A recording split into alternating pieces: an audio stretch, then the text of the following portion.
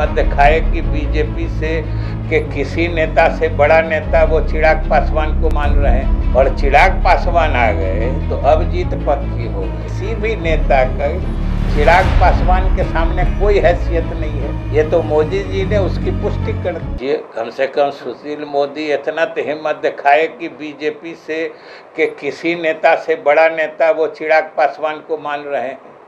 मैंने बीजेपी के सारे नेता घूमे, तब तक मोदी जी को जीत पक्की नहीं लग रही थी, और चिराग पासवान आ गए तो अब जीत पक्की हो गई।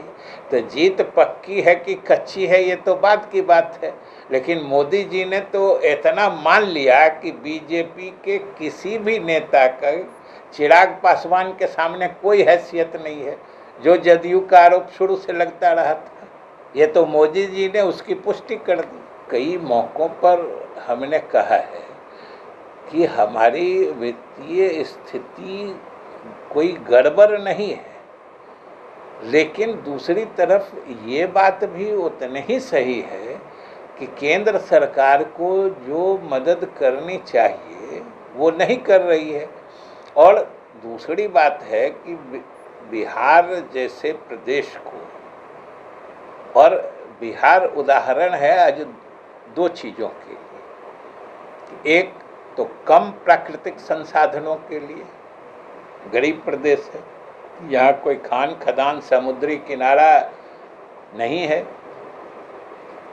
और दूसरी बात है कि हमने अपने प्रशासनिक दक्षता का परिचय देते हुए सीमित संसाधनों में भी हम देश के सबसे तेज गति से चलने वाले प्रदेशों में शुमार होते हैं।